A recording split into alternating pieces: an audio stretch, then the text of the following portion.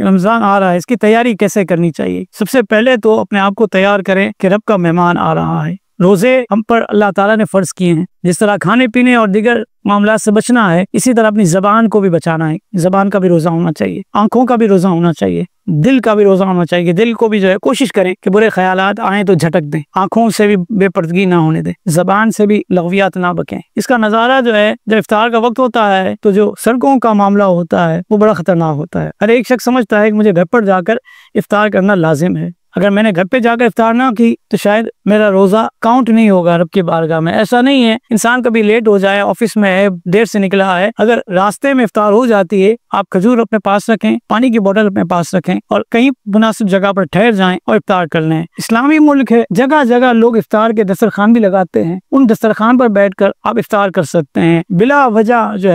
رش کیا جاتا ہے، بلا وجہ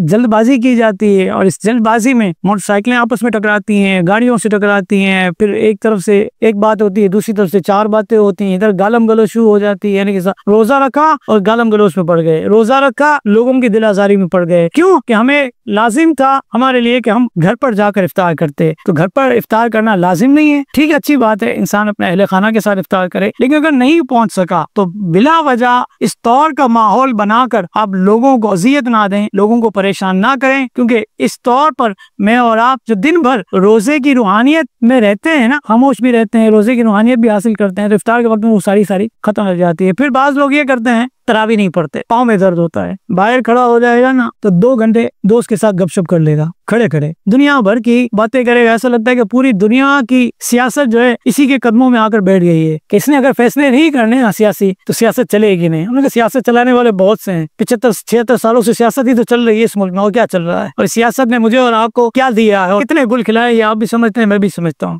تو بجائے اس کے کہ ہم باہر چوکوں پر بیٹھ کر یا کھڑے ہو کر اپنے وقت کو برباد کریں، رمضان اللہ رب العالمین کا مہمان ہے، اس مہمان کی قدر کرنی چاہیے، اس میں عبادت کرنی چاہیے، اس میں نیکی کا بھاؤ بڑھ جاتا ہے، نفل کا ثواب فرض کے برابر، فرض کا ثواب 70 گنا بڑھا دیا جاتا ہے۔ تو اتنا عظمت والا مہینہ جس میں اللہ رب العالمین بخششیں کرتا ہے، آسمان سے ندائیں ہوتی ہیں کہ ہے کوئی بخشش مانگنے والا، اس کو میں بخش دوں، اور میں اور آپ لغویات میں پڑے رہیں یا سوئے پڑے رہیں یا ٹی وی کے آگے بیٹھے رہیں یا موبائل کے ساتھ اپنا وقت ضائع کر دیں، تو بجائے اس کے کہ میں اور آپ اس رمضان کو جو اللہ رب العالمین کا مہمان ہے اور مہمان کی تکریم کی جاتی ہے، اس کی تعظیم کی جاتی ہے، اس کے تقاضوں کو ہم وہ فراموش نہ کریں، اور اس مہمان کی تعظیم اس طور پر کریں کہ عبادت کریں اور عبادت کی روحانیت حاصل کریں، جو روحانیت ملے اس کو سال بھر قائم رکھنے کے لیے کوششیں کریں کہ مذہبی لوگوں کے ساتھ کنیکٹ رہیں۔ لوگ نماز پڑھتے ہیں، اچھی بات ہے، پڑھنی چاہیے، محلے کی مسجد میں آتے ہیں، اچھی بات آنی چاہیے، لیکن مسجد کے امام سے، علماء سے کنیکٹ رہیں، دینی مسائل کے حوالے سے ہوں، کوئی بھی اچھی بات ہے ان کے پاس جائیں، بیٹھیں، شیئر کریں، آپ کی ان کے ساتھ کنیکٹیوٹی ہوگی، آپ کو مزید دین سیکھنے کو ملے گا۔ میں اور آپ ہیں سارے کے سارے مسلمان، اگر ہم توجہ نہ دیں تو بھی ہمیں مر کر قبر میں اترنا ہے اور رب کی بارگاہ میں پیش ہونا ہے، اگر توجہ دیں تو ہمارے لیے یہ دنیا میں بھی بینیفیشل ہے، آخرت بھی ہماری اچھی ہو جائے گی۔ تو اس رمضان کو پچھلے رمضان کی طرح نہ گزاریں، بلکہ یہ رمضان ہمارے لیے اس طور پر یادگار ہونا چاہیے کہ ہم اس میں اپنے باطن کی طہارت کرنے میں کامیاب ہو جائیں۔ حضور علیہ الصلوۃ والسلام نے فرمایا کہ دلوں کی طہارت 2 چیزوں سے ہو سکتی ہے۔ کیا ہیں وہ 2 چیزیں؟ فرمایا ایک تو یہ ہے کہ تم قرآن کی تلاوت کرو، دوسرا یہ ہے کہ تم موت کو کثرت سے یاد کرو۔ تو موت کو کثرت سے یاد کرنے سے اور تلاوت قرآن مجید فرقان حمید کرنے سے دلوں کی طہارت ہوتی ہے، دلوں کا زنگ دور ہوتا ہے۔ یہ دلوں کا زنگ دور ہو گیا تو انشاءاللہ رب کی بارگاہ میں کوئی مقام و مرتبہ بن جائے گا، رب راضی ہو گیا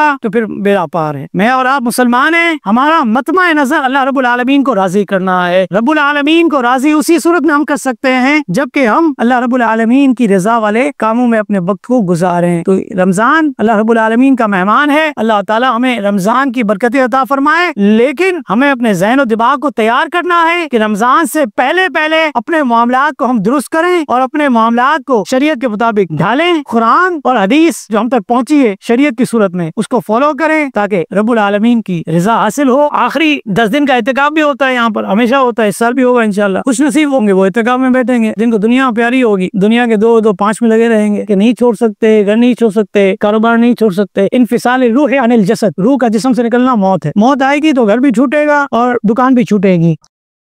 مزید اسلامک اور معلوماتی ویڈیوز دیکھنے کے لیے لائک، شیئر اینڈ سبسکرائب کے بٹن کو پریس کرنا ہرگز نہ بھولیں۔